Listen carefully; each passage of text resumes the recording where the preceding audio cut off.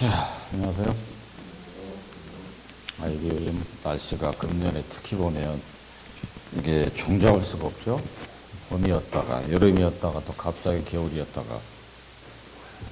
건강 유의하시고요. 우리가 육체적으로도 강건해야 주님을 또 잘 섬길 수 있으니까. 자, 이제 계속해서 그 겸손 낮아짐의 시리즈 한 차례 더 가겠습니다. 오늘은 이제 어떤 측면에서 좀 말씀을 드리려고 하냐면, 겸손 낮아짐의 특성에 대해서 말씀드릴게요. 그러니까 이제 특성이니까 아무래도 이제 저희들에게 좀 이렇게 피부에 와닿는 그런 내용들이 될 텐데, 우리가 이제 이런 것들을 잘 이제 말씀을 통해서 배우고 생각하고 그걸 깨달아서 저희의 삶에 적용함으로 좀 변화가 되고자 하는 그런 마음이 있습니다. 이제 요 전 시간에 누가복음 18장을 제가 잠깐 봤어요. 다시 가볼까요? 누가복음 18장. 18장에 이제 그 바리새인과 그 세리의 기도에 대해서 이제 봤습니다. 다 보진 않고 한 두 구절만 볼게요. 누가복음 18장 9절이었는데 제가 이제 강조를 드린 게 9절이었어요. 요 전 시간에. 누가복음 18장 9절 보시면, 또 자기를 의롭다고 믿고 다른 사람을 멸시하는 자들에게 이 비유로 말씀하시되. 그리고 이제 바리새인의 기도가 어땠냐면 12절에 보시면, 나는 일에 2번씩 금식하고, 그러니까 일주일에 2번씩 금식을 했다는 얘기고, 소득의 11조를 드리나이다. 그리고 이제 바로 그 11절 바로 후반 보시면 맨 끝에 뭐라고 이제 얘기하고 있냐면, 그들이 하나님의 나는 다른 사람들 곧 토색, 불의, 간음을 하는 자들과 같지 아니하고 이 세리와도 같지 아니함을 감사하나이다. 이렇게 했거든요. 근데 그것을 이제 우리가 곰곰이 생각을 해볼 필요가 있는데, 바리새인이 이 당시에 이렇게 얘기한 것은 보면 무엇을 우리가 느낄 수 있나요? 엄청난 교만으로 차 있다고 하는 것을 알 수가 있어요. 그 당시에 이제 우리가 이제 마태복음 요즘 쭉 공부하고 있지만 주일날 여러 그 당시에 바리새인, 서기관, 율법사, 제사장 이런 자들의 이제 특징 중에 하나가 뭐였냐면, 그들은 뭡니까? 그 당시에 유대 사회에서 어떤 특권층으로 모든 기득권을 이제 누렸던 사람들이잖아요. 그러니까 특권층에 있다고 하는 거죠. 그렇기 때문에 여기서도 보면 바리새인의 기도에서 보면, 하나님 감사합니다. 왜요? 나는 저들과 다르다는 것에 감사하는 거죠. 그러니까 요즘 이제 약간 좀 부정적인 그 용어로 요즘 이제 한국 어떤 매스 미디어에서 많이 이제 쓰는 용어이기도 하고, 미국 어떤 정치판에서 많이 쓰는 용어이기도 해요. 아마 많이 들어보셨을 텐데, 이게 어떻게 보면 오늘날 용어로 얘기하면은 갈라치는 거예요. 갈라치는 거. 그러니까 그들은 그 당시에 우리는 하나님께서 우리에게 이런 권세를 주셨다. 우리는 모세 율법에 정통하고 너희들을 리딩하는 그런 특권층에 있다. 그런 의식이 팽배했다고 하는 것을 이제 알 수가 있는 거죠. 그러다 보니까 일반 그 유대 백성들하고 완전히 구분을 짓는 거예요. 구분을 지어서 갈라쳐서 마치 특권 계층화 해가지고 그 안에 들어가서 이제 모든 것을 누렸다. 이렇게 볼 수가 있는 거죠. 그런데 이것이 웃기는 것은 뭐냐면, 이 당시에 주님 이 땅에 성육신 하셔서 계실 때, 이때뿐만이 아니고, 놀라운 것은 성경을 보면 옛날에도 그랬어요. 유대 민족들이. 자, 이사야서 65장을 가셔서 65장 이사야 65장 2절부터 보겠습니다. 2절.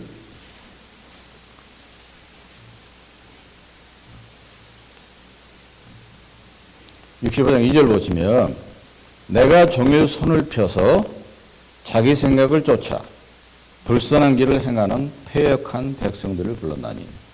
이제 우리말에 이제 백성들을 이렇게 되는 거 사실 뭐냐면 그 주이시 유대 민족을 얘기하는 겁니다. 단수예요, 단수.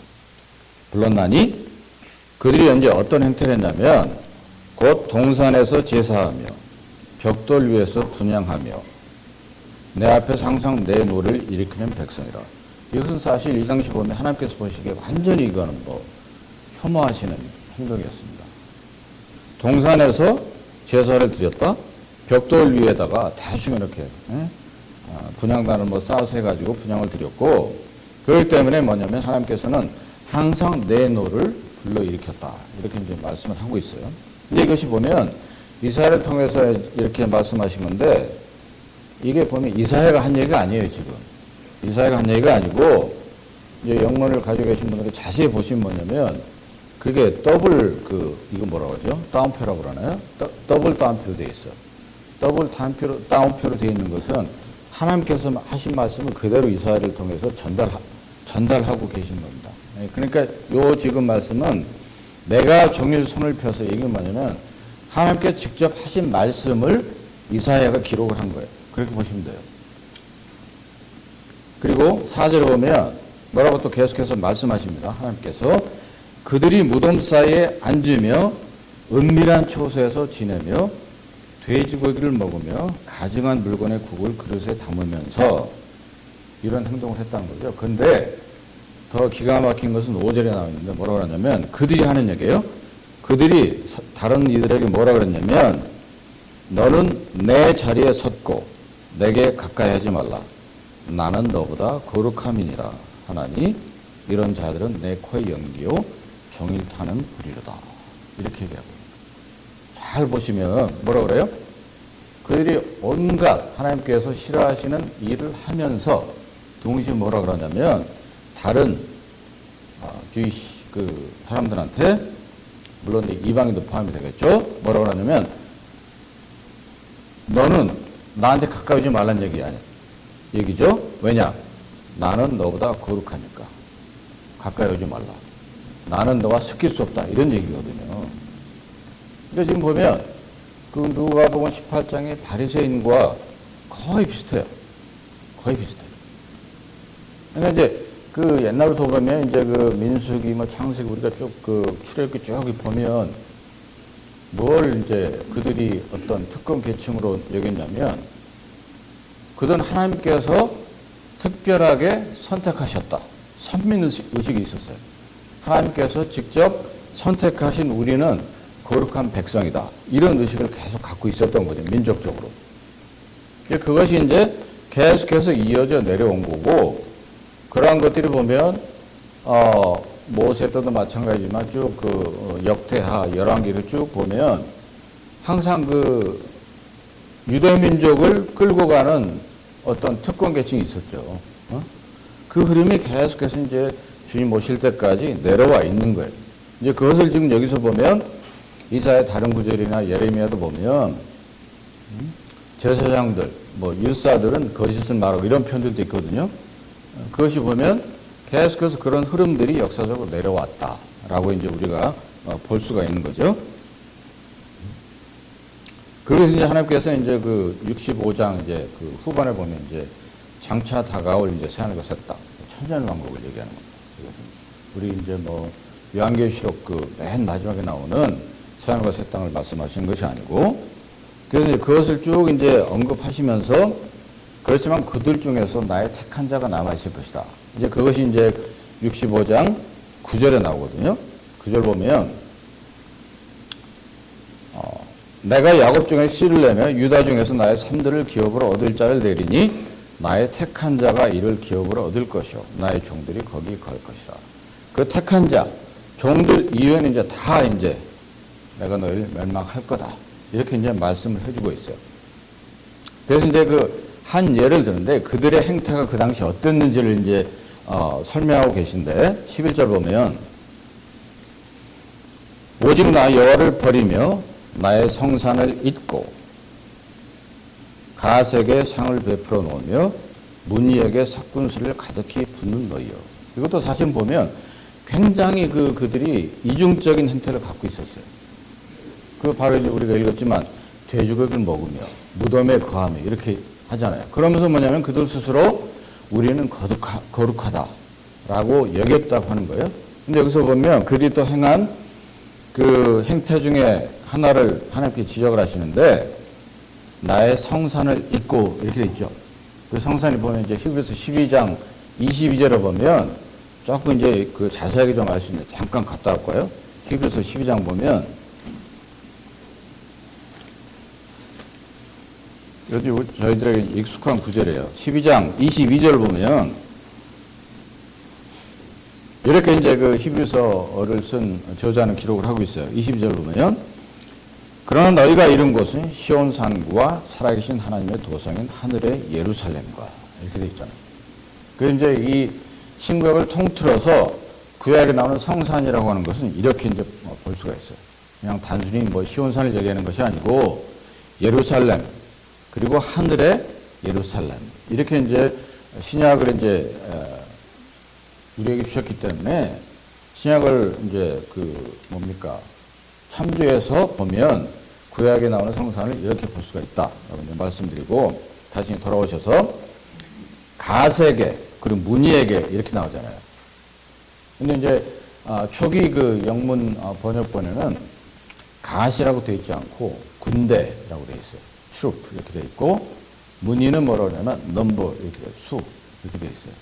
약간 이제 우리에게 이제 어려울 수 있는데 그 의미는 뭐냐면 또 이제 어떤 그 예를 들어서 아랍 언어를 이제 연구하는 학자들 사이에서는 이제 이것을 그 뭐라고 이제 해석을 하냐면 주피터 있잖아요. 주피터 금성인가요? 우리말로 가스는 주피터 금성이고 그리고 이제 문의는 수성 머큐리. 그 이제 그 아라빅 쪽의 학자들이고 이제 그 주이시 학자들은 이것을 이제 뭐라고 해석을 하냐면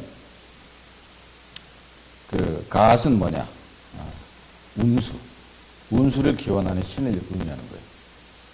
그리고 문의 맨이라고 하죠. 문의는 뭐냐면 운명을 주관하는 신. 그러니까 이제 하나님께서 그래서 이 11절에서 지적하고 계신 것은 뭐냐면 하나님을 믿노라 하는 자들이 온갖 무덤에 거하고 돼지고기를 먹고 그런 행태를 범하고 또한 더 나아가서 운수신의 제물을 드리고 그리고 운명을 주관하는 신에게 제물을 드리면서 하나님을 내가 믿노라 따르노라 이렇게 했다는 거예요. 그러면서 더 나아가서 뭡니까? 나는 너희들보다 더 거룩하다. 그러니까 나에게 가까이 오지 말라. 나는 너희들과 전혀 섞이고 싶지 않다. 이렇게 얘기를 한 거예요. 그래서 보면 가만히 보면은 그 당시에 바리새인들 서기관들 행태가 거의 똑같아요.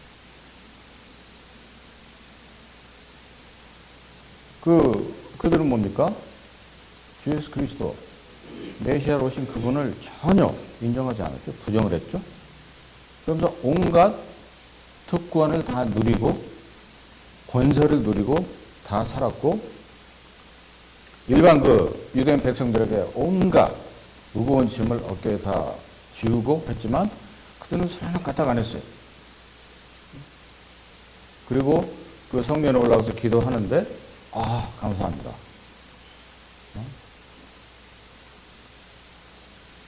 일반 백성들과 다름을 감사드립니다. 이렇게 이제 기도를 했다고 하는 거예요. 그것을 이제 주님께서는 지적을 하신 거예요. 자, 그러면 이제 생각을 해볼 텐데, 그러고 나서 이제 그 66장에 보면 뭐라고 또 말씀하시냐면, 창조주에 대해서 1절에서 말씀하시고 나서 중요한 말씀을 하십니다. 66장 2절 보시면 2절. 나 여호와가 말하노라 나의 손이 이 모든 것을 지어서 다 이루었느니라. 무릇 마음이 가난하고 심령에 통회하며 나의 말을 인하여 떠는 자 그 사람은 내가 권고하려냐 이렇게 말씀하시죠. 65장에 사실 뭐 더 말씀드릴 게 여러 가지 있는데 시간상 넘어가겠습니다. 다시 볼까요? 마음이 가난하고. 뭐가 생각나세요? 산상수훈의 첫 번째. 팔복을 말씀하셨는데 마태복음 5장 3절이거든요. 그 첫 번째. 심령이 가난한 자가 복이 있나니 하늘이 그들의 것이며 이런 말씀하시거든요. 마음이 가난하고 그 다음에 뭡니까? 심령에 통회하며. 심령이 통회하다는 게 뭔가요? 이거면 쉽게 말씀드려서 교만이 없다는 거예요. 통회하다고 하는 것은 어떤 자세냐? 하나님이요, 저로 하여금 정말로 제 심령 가운데 교만이 있는가 없는가 보시옵소서, 이런 얘기거든요. 그러니까 이제 그 통회한 심령이 되기 전에 무엇이 먼저 와야 되냐면 심령이 가난해져야 된다, 이렇게 말씀하고 계십니다. 그래서 팔복을 말씀하신 첫 번째로 말씀하신 게 그거예요. 심령이 가난한 자가 복이 있다. 굉장히 이게 쉽지 않거든요. 심령이 가난한 자가. 이게 무슨 말씀인가? 심령이 가난하다고 하는 것은 뭐냐면 내 스스로 인지를 해야 된다고 하는 겁니다. 나의 한계성, 나의 연약함, 나의 죄성. 그러니까 내 안에는 의로운 것이 하나도 없었구나. 이것을 인정을 해야 한다는 얘기예요. 심령이 가난한 거니까 뭡니까? 푸어한 거잖아요. 뭔가 갖고 있지 않을 때 우리가 푸어하다고 하는 거잖아요. 그러니까 뭐냐면 내 스스로 가지고 있는 것은 아무것도 없습니다. 이것을 이제 이 심령이 가난한 상태라고 하는 거죠. 그러니까 그런 심령이 가난한 상태를 인지하니까 그 마음속에 통회한 마음이 생기는 거예요. 온갖 자만, 교만, 자긍심, 그리고 어떤 스스로 의롭다는 생각, 스스로 확신한 생각들, 이런 것들을 다 버리게 되는, 그것이 이제 통회하는 마음이다. 이렇게 이제 말씀드릴 수가 있습니다. 그러고 나서 이제 하나 더 나아가서 이제 뭐라고 말씀하시냐면, 나의 말을 인하여 떠는 자. 이렇게 말씀을 하시거든요. 이것도 굉장히 중요한 말씀입니다. 하나의 말씀을 우리가 대하고 읽고 깨달을 때 정말로 우리가 하나님의 말씀에 얼마나 무게감을 가지고 말씀을 대하고 받느냐라고 하는 겁니다. 그러니까 오늘 이제 구약 때 이렇게 기록을 하셨지만 사실 오늘 그리스도인에게 정말로 귀감이 되는 그런 구절이에요. 내가 정말 하나님의 말씀에 대해서 얼마나 중량감을 가지고 말씀을 대하고 있는가라고 하는 거죠. 하나님의 말씀에 대하여 떠는 자, 떠는 거니까 두려움이 있는 거죠. 즉 여호와를 경외하는 것이고 그런 것들이 이제 다 이제 연결이 되어 있는 겁니다. 그러니까 지금 보면 겸손의 특성, 낮음의 특성, 이것을 이제 말씀드리는데 벌써 세 가지가 나왔잖아요. 심령이 가난해야 되고, 통회하는 마음이 있어야 되고, 그리고 하나님의 말씀을 인해서 떨어야 되고. 세 가지를 분명히 우리가 알 수 있습니다.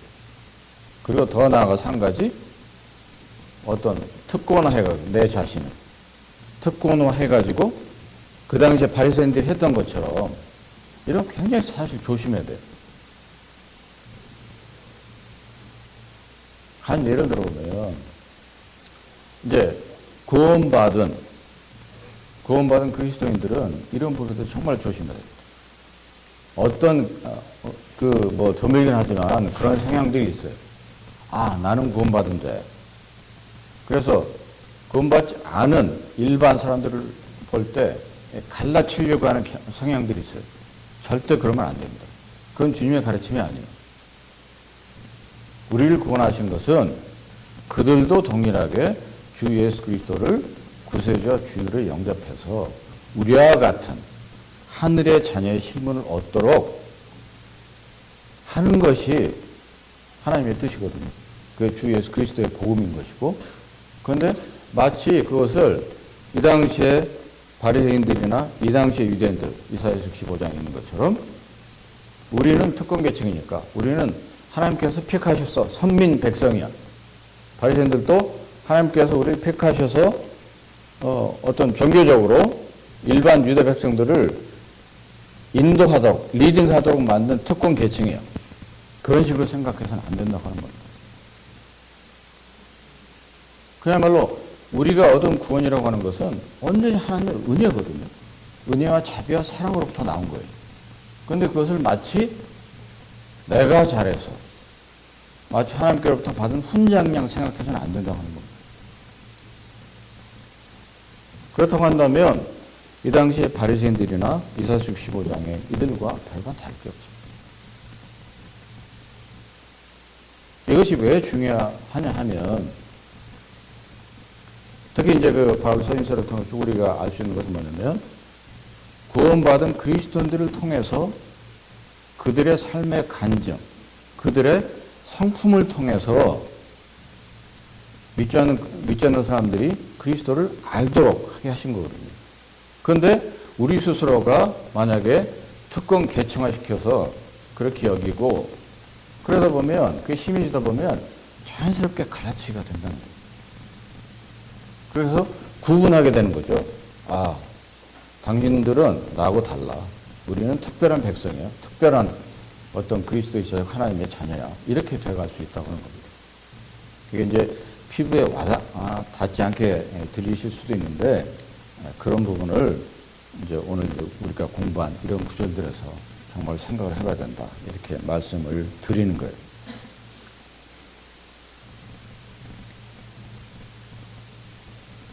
몇 구절만 이제 더 보면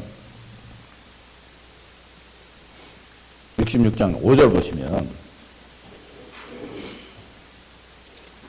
여호와의 말씀을 인하여 떠는 자들아 그 말씀을 들을지어다 이렇게 나오죠. 이르시되 너희 형제가 너희를 미워하며 내 이름을 인하여 너희를 쫓아내며 이르기를 여호와께서는 영광을 나타내사 너희 기쁨을 우리에게 보이시길 원하노라 하였으나 그들은 수치를 당하려 하셨나니라. 이제 쭉 이제 그들의 그 잘못된 것을 계속해서 이제 지적을 하시고 그리고 이제 나중에 이제 그 사람과 새 땅에 대해서 이제 말씀하고 계시는 것을 이제 우리가 알 수 있어요. 그리고 이제 또 이제 65장으로 잠깐 넘어오셔서 한 구절 더 보고 가겠습니다. 65장 12절 보면 내가 너희를 칼에 붙일 것인즉 다 굽으리고 살육을 당하리니 이는 내가 불러도 너희가 대답지 아니하며 내가 말하여도 듣지 아니하고 나의 눈에 악을 행하였으면 나의 즐겨하지 아니하는 일을 택하였습니다. 물론 이것은 이제 이 당시에 곧 닥칠 그 수많은 그 유대인들의 살육을 말씀하고 계세요. 그 이제 우리 이제 요즘 이제 마태복음 24장 공부하고 있는데 그 7년 환란 동안에 그 예루살렘 그 AD 70년에 멸망하잖아요. 그리고서 이제 1948년에 예루살렘이 국가적으로 회복을 하고 7년 대환란을 쭉 거치면서 엄청난 주이시들이 죽고 그렇지만 남는 자들이 있죠. 잔존자. 그것이 이제 구절에 있는 택한 자들이거든요. 그 택한 자들 이외한 그 멸망을 당할 그 유대인들을 대상으로 이제 12절도 말씀하신 건데 오늘날 우리에게도 교훈을 주는 구절입니다. 12절 중반 보면 두 가지를 말씀하셨어요. 내가 불러도 너희가 대답지 아니하며 내가 말하여도 너희가 듣지 아니하고. 자, 이런 구절들을 저희들이 또 참 생각을 해봐야 되는 거죠. 혹시 하나님께서 부르셨는데 내가 대답하지 않고 말하셨는데 듣지 않는 건 아닌가. 이거 쉽지 않습니다, 사실. 쉽지 않아요. 이게 어떤 역설적인 얘기도 한데 오늘날은 교회 시대, 은혜 시대잖아요. 그러니까 은혜와 사랑과 자비로 구원을 받았다. 우리가 다 알고 있어요. 다 알고 있으니까 안전한 상태에 있는 거잖아요. 우리의 영혼이 무슨 일이 있어도 주 예수 그리스도 안에서 완전한 대속, 완전한 속죄함을 입었기 때문에 우리의 죄로 인해서 형벌을 받을 일은 다 사라졌단 말이에요. 그러니까 우리는 안전한 거죠. 우리의 영혼은. 왜냐? 언제 죽더라도 천국에 가니까 그렇게 약속을 하셨으니까 그 말씀 믿고 사는 거잖아요. 이제 그러다 보니까 그런 어떤 의식이 너무 우리 안에 팽배해지다 보면 어떤 현상이 일어나자면 이런 현상이 일어날 수도 있다는 거죠. 분명히 하나님께서 부르셨는데 모르겠어. 부르셨나? 분명히 하나님께서 말씀하셨는데 언제 말씀하셨지? 이럴 수 있다고 하는 겁니다. 하나님께서 부르시고 하나님께서 말씀하시는 것은 여러 경로로 오늘날 그리스도인들에게 하세요. 그런데 그것을 우리의 영성이 둔감해짐으로 인해서 인식을 못하면 어떡하느냐. 이거 생각해 봐야 되는 거예요. 항상 생각을 해야 돼요. 그리스도인들은. 내가 제대로 살고 있는가? 나의 영성이 정말로 요즘 반짝반짝 거리는가? 아니면 어두워 있는가? 생각을 해봐야 되는 거죠. 그러니까 그리스도인은 저는 그래요. 청년들에게도 늘 얘기하는 거지만 생각을 하며 사는 사람들이 돼야 된다고 하는 거죠. 아무 생각 없이 살면요. 그냥 세상 흘러가요. 시간은 가고. 그러면 뭐가 남겠느냐. 그리스도 심판 앞에 섰을 때 주님께서 너 뭐하러 왔어? 뭐라고 그랬거든요. 그 옛날에 그 김제 모임 방문했을 때 잘 아시죠? 이완 성전이 나오고 그 자매님 일을 정말로 많이 지금도 하고 계시거든요.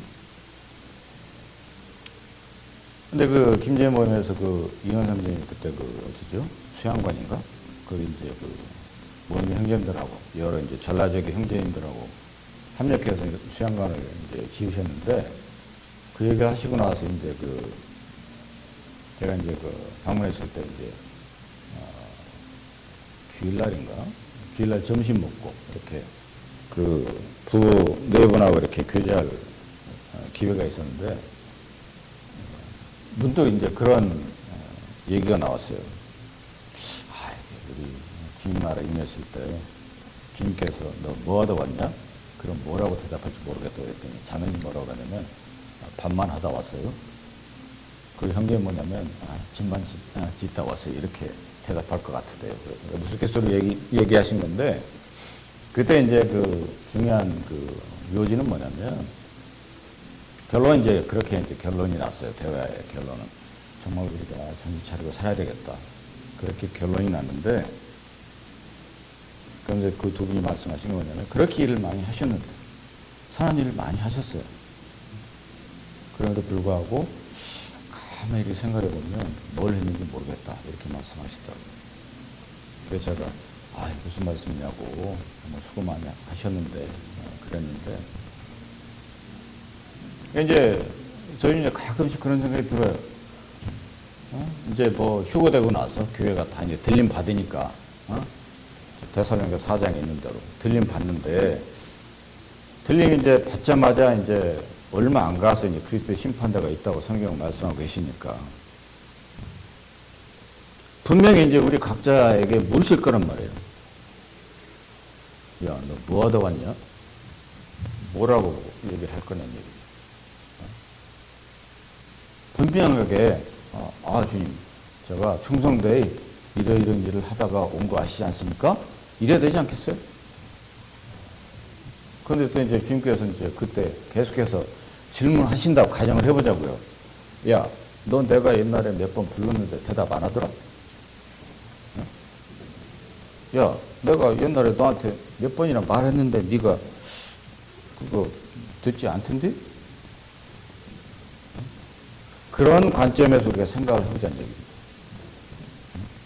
구약에 보면 많은 인물들의 사건, 주이시들의 진짜 엉망진창의 역사가 기록되어 있잖아요.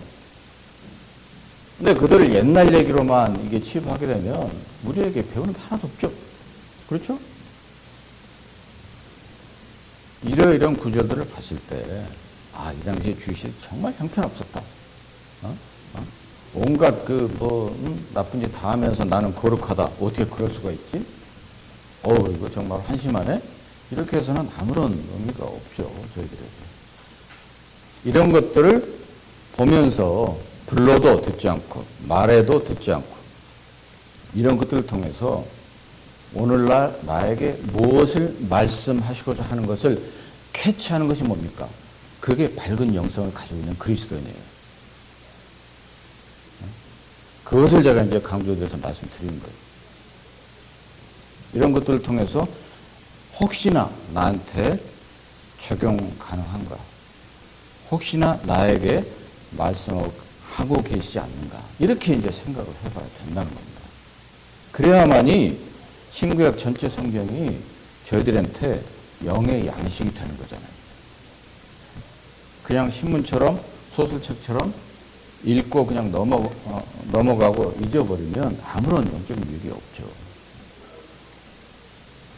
그렇기 때문에 정말로 하나님께서 부르실 때 대답 안 한 적이 있는가?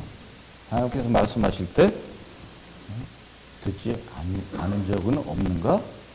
생각을 해봐야 된다고 합니다. 그런 것들이 뭡니까? 사실 겸손한 자의 특성이에요. 낮은 자의 특성이에요.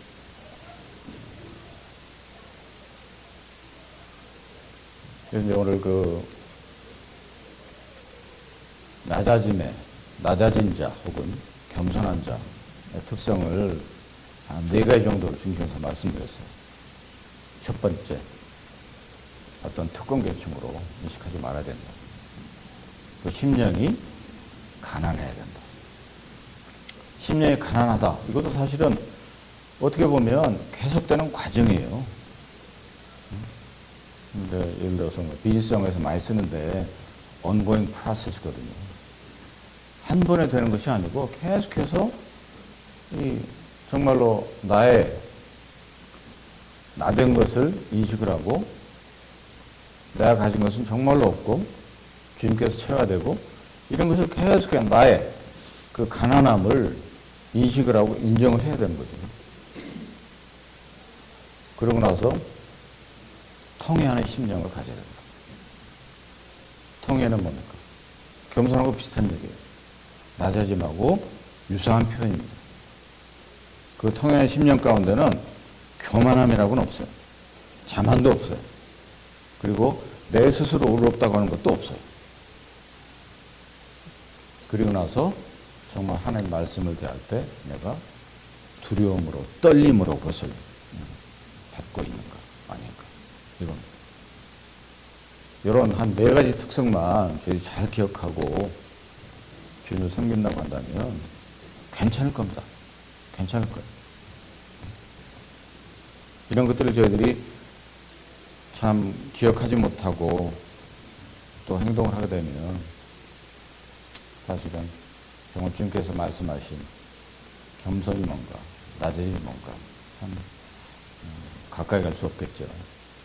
저희 모두가 이런 것들을 참 기억하고 정말 기뻐하시는 주님, 기뻐하시는 그런 삶을 살기를 바라겠습니다. 기도하겠습니다. 아버지 하나님 감사드립니다. 참 이 시간에 다시금 주님의 귀하신 말씀을 통해서 참 겸손한 자, 낮아진 자의 특성에 대해서 또 기원하시면 감사드립니다.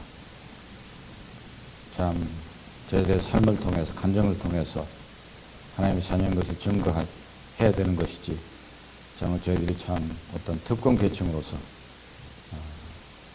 좀 어리석은 자들이 되지 않도록 도와주시고 늘 저희들의 심령이 가난함을 또 인식을 하고 또 통연한 마음을 가지고 참 존귀하신 하나님 말씀에 대해서 늘 참 두려움으로 떠는 저희들이 될 수 있도록 저희들의 삶을 계속해서 주장하시고 인도하시고 교훈하시옵소서. 귀하신 말씀 인도하시면 감사드리옵고 존귀하시고 살아계시고 다시 오실 예수 그리스도로 감사하며 기도합니다. 아멘.